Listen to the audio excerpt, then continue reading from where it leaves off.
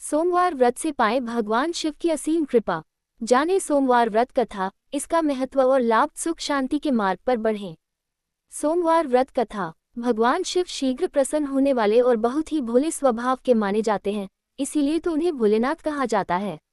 माना जाता है कि शिव जी को प्रसन्न करने और उनकी कृपा पाने के लिए किसी कठिन अनुष्ठान की आवश्यकता नहीं होती है। वो अपने भक्त की सच्ची श्रद्धा से की गई आराधना से खुश हो जाते हैं। सोमवार का व्रत रखने व इस दिन से जुड़ी कथा का पाठ करने से जातक के घोर संकट भी कट जाते हैं। बहुत समय पहले की बात है, किसी नगर में एक साहूकार रहता था।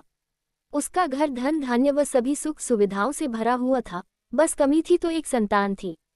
संतान पाने के लिए साहूकार हर सोमवार को उपवास रखता था और शिव मंदिर जाकर पूरी आस्था से शिव पार्वती की पूजा अर्चना करता था। उसकी अटूट भक्ति से मां पार्वती प्रसन्न हुई और भगवान शिव से निवेदन करने लगी, हे स्वामी, आप तो अपने भक्त की पुकार शीघ्र सुन लेते हैं, कृपया साहूकार पर भी दया करें और उसकी मनोकामना पूर्ण करें। माता पार्वती की विनती सुनकर भगवान शिव कहने लगे, हे देवी, हर प्राणी को अपने अच्छे बुरे दोनों कर्मों का फल भोगना ही पड़ता है, यही इस संसार की रीत है। ये सुनकर पार्वती जी साहूकार की मनोकामना पूर्ण करने के लिए शिव जी से हठ करने लगी। बहुत समझाने पर भी जब माता पार्वती न मानी तो शंकर भगवान ने साहूकार को संतान प्राप्ति का वरदान दिया, किंतु उन्होंने कहा कि ये बालक अल्पायु होगा और मात्र 12 वर्ष तक ही जीवित रह सकेगा। उधर साहूकार भगवान शिव व माता पार्वती की बातें सुन चुका था, इसलिए उसे संतान प्राप्ति का वरदान पाने के बाद भी कोई प्रसन्नता न हुई, किंतु वो अब भी पहले की ही तरह पूरी श्रद्धा से भगवान भोले शंकर की आराधना करता रहा। वरदान पाने की कुछ ही समय बाद साहूकार की पत्नी गर्भवती हुई और 9 महीने बाद एक सुंदर बालक को जन्म दिया। जब बालक 11 वर्ष का हुआ तो साहूकार ने उसके मामा को बुलाकर कहा कि इसे काशी पढ़ने के लिए ले जाओ, तुम लोग रास्ते में यज्ञ व दान पुण्य करते हुए जाना। ये कहकर साहूकार ने उन्हें खूब धन देकर विदा किया। इधर काशी प्रस्थान के बाद मामा भांजे एक गांव से गुजर रहे थे। वहां एक राजकुमारी का विवाह हो रहा था, परंतु राजकुमार एक आंख से काना था। तभी वर के पिता ने साहूकार के बेटे को देखा और उसके मामा से कहा, तुम अपना भांजा कुछ समय के लिए हमें दे दो, विवाह संपन्न हो जाए उसके बाद ले जाना। राजकुमार के पिता ने दोनों को खूब धन दिया और इस प्रकार साहूकार के बेटे के साथ राजकुमारी का विवाह संपन्न हो गया। साहूकार का पुत्र बड़े ही ईमानदार स्वभाव का था, इसलिए उसे जैसे ही अवसर मिला उसने राजकुमारी की चुन्नी पर लिखा कि तुम्हारा विवाह तो मेरे साथ हुआ है, किंतु जिस राजकुमार के साथ तुम्हें भेजा जाएगा वो एक आंख से काना है। जब राजकुमारी ने साहूकार की लिखी पढ़ी तो बोली, स्वामी, मैंने अग्नि को साक्षी मानकर आपके साथ फेरे लिए हैं, अब मैं आपके अलावा किसी और को अपना पति स्वीकार नहीं करूंगी। पत्नी की बात सुनकर साहूकार के बेटे ने कहा, ऐसा मत कहो, मैं अल्पायु हूँ, कुछ ही दिन में 12 वर्ष की आयु होते ही मेरी मृत्यु निश्चित है। लेकिन पत्नी ने कहा, जो भी मेरे भाग्य में लिखा होगा वो मुझे स्वीकार है। राजकुमारी ने ये बात अपने माता पिता को बताई। इस पर राजा बहुत क्रोधित हुए और उन्होंने अपनी पुत्री को उस राजकुमार के साथ विदा किए बिना ही बारात वापस लौटा दी। उधर साहूकार का बेटा व उसके मामा काशी पहुंचे। वहां जाकर दोनों ने कई यज्ञ अनुष्ठान किए और साहूकार के बेटे ने विद्या ग्रहण करना शुरू किया।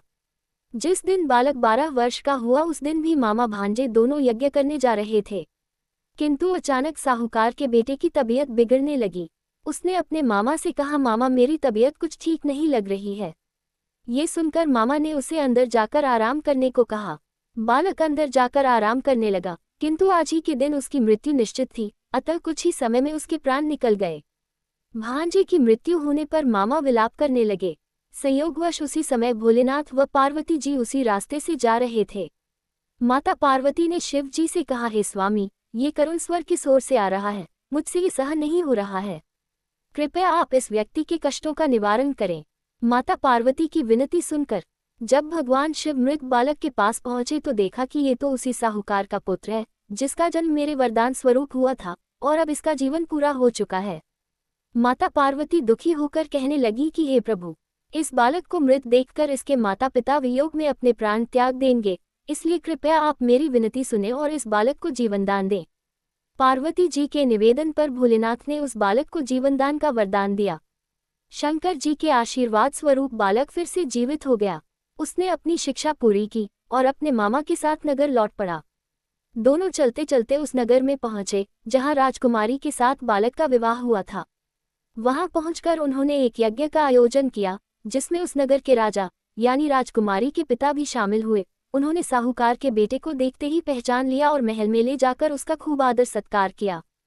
इसके बाद राजा ने अपनी पुत्री को बालक के साथ विदा कर दिया। इधर साहूकार पति पत्नी कई दिनों से भूखे प्यासे रहकर बेटे के वापस आने की राह देख रहे थे। उन्होंने निश्चय किया था कि यदि उनके बेटे की मृत्यु हो जाएगी तो वो भी प्राण त्याग देंगे। लेकिन उसी रात भगवान भोलेनाथ साहूकार के सपने में आए और कहा, हे साहूकार, मैंने तेरे सोमवार के व्रत करने और व्रत कथा सुनने से प्रसन्न होकर तेरे पुत्र को पुनः जीवनदान दे दिया है। बेटे के जीवित होने का समाचार पाकर दंपत्ति बहुत खुश हुए और भगवान शिव पार्वती को बारंबार प्रणाम किया। धन्यवाद। चैनल को सब्सक्राइब जरूर करें।